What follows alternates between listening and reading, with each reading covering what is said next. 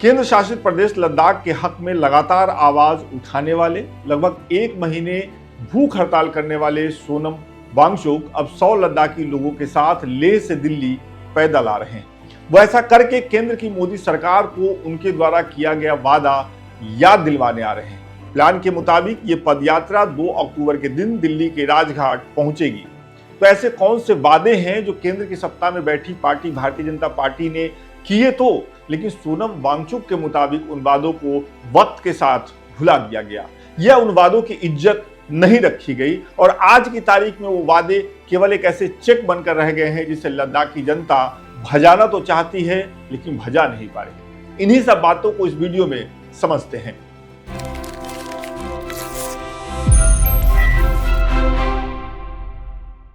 इसी साल फरवरी से मार्च के बीच केंद्र सरकार और सोनम वांगचुक के बीच केंद्र शासित प्रदेश लद्दाख को पूर्ण राज्य का दर्जा देने और राज्य में संविधान की 6ठी अनुसूची लागू करने की मांग को लेकर बातचीत हुई। जब ये बातचीत असफल रही तो दिल्ली से वापस लौटने के बाद सोनम वांगचुक ने आंदोलन करने का रास्ता चुना।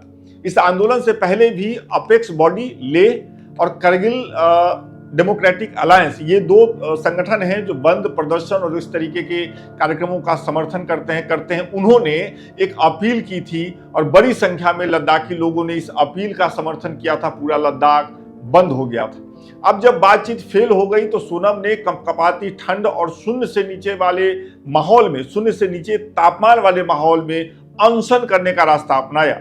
मार्च के महीने में लेह के नवांग दरेज मेमोरियल पार्क में अनशन शुरू हुआ। सभी भारतवासियों को नमस्कार। ये आज मेरा दूसरा दिन का खात्मा है अनशन का और कल रात को यहाँ तकरीबन -15 था, मगर मैं अच्छे से हूँ, जिंदा हूँ, alive and not kicking yet. Sonam Wangchuk का ये अनशन तकरीबन 20 दिनों तक चला।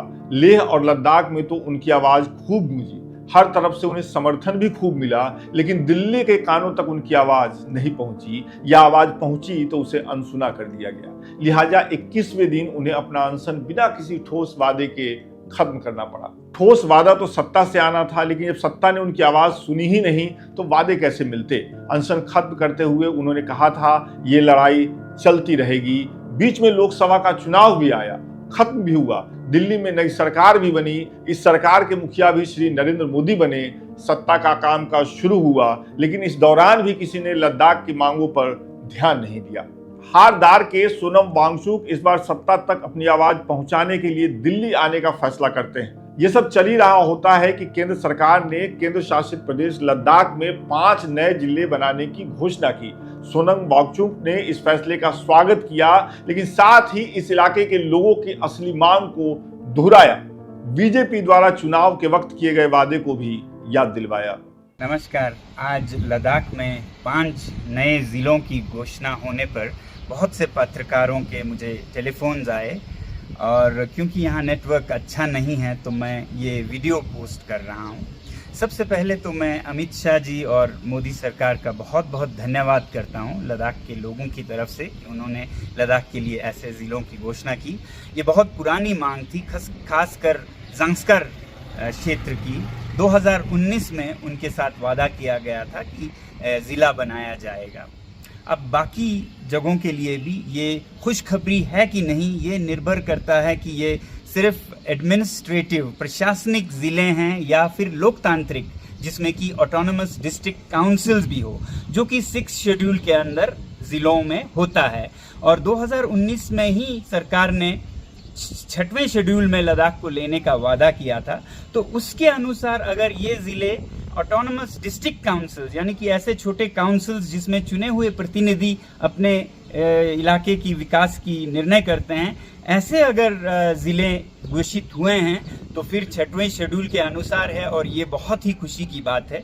मगर अगर सिर्फ प्रशासनिक हैं तो विकास अकेला लद्दाख के लोगों का मांग नहीं है, लोकतंत्र भी है। क्योंकि 2019 में जब लद्दाख को यूटी दी गई थी, लोग बहुत खुश हुए थे क्योंकि उनकी उम्मीद थी कि ये यूटी भी विद असेंबली, जिसमें कि चुने हुए प्रतिनिधि निर्णय करें, ऐसी यूटी होगी। मगर बाद में जब ये यूटी विदाउट लेजिस्लेचर रहा तो लोगों ने इसका लेजिस्लेचर या स्टेटहुड की मांग की, वैसे ही 6 शेड्यूल की मांग भी इसलिए की कि ये लोकतांत्रिक हो और ज़िलों में विकास के निर्णय लोग या चुने हुए प्रतिनिधि करें। तो आज हम इंतज़ार कर रहे हैं ये देखने के लिए, अगर ये स्वायत्त ऑटोनमस डिस्ट्रिक्ट्स अनाउंस हुए हैं तो बहुत खुशी की बात है, अगर नहीं तो फिर हमारी ये जो मुहिम है, ये अभियान है, वो जारी रहेगी। बहुत बहुत धन्यवाद।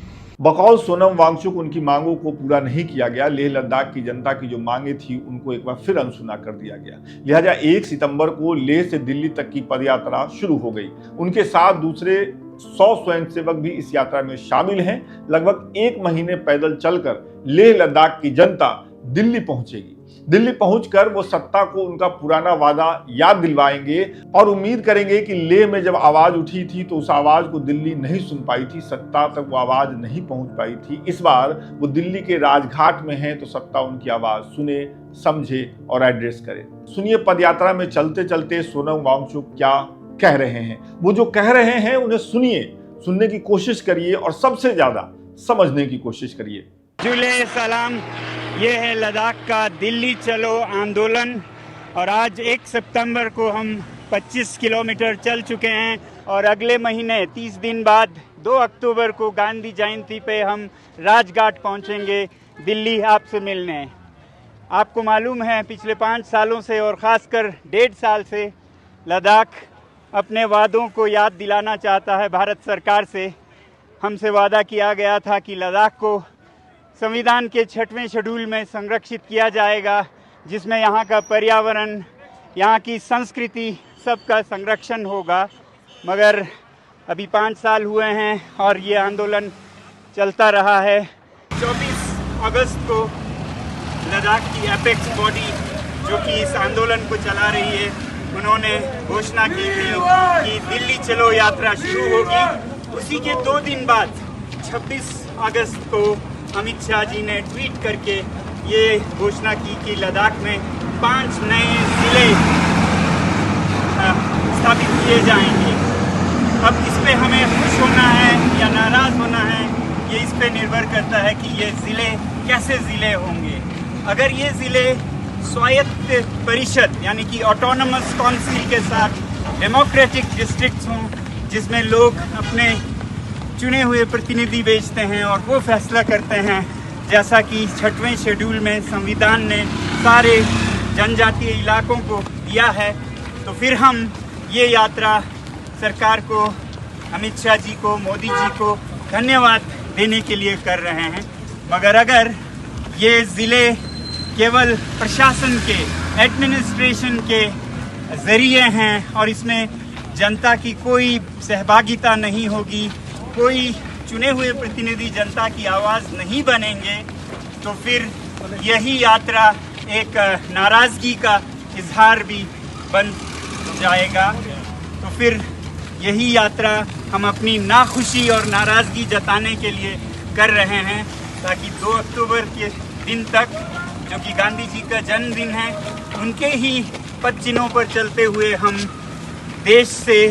देशवासियों से ये आग्रह करें कि वो हमारा साथ दे, सरकार को ये याद दिलाने में कि उन्होंने जो 5 साल पहले वादा किया वो एक चेक की तरह है। वादों की इज्जत होनी चाहिए, और जब एक चेक बाउंस होता है जिस पे कि लिखा है साफ कि हम आपको 6वें शेड्यूल में संरक्षित करेंगे, तो ये चेक लेकर आज हम दिल्ली आ रहे हैं और इसको इनकैश करेंगे दिल्ली में आकर। और अगर ये ज़िले एक शुरुआत है 6वें शेड्यूल की, तो हम धन्यवाद करने आ रहे हैं।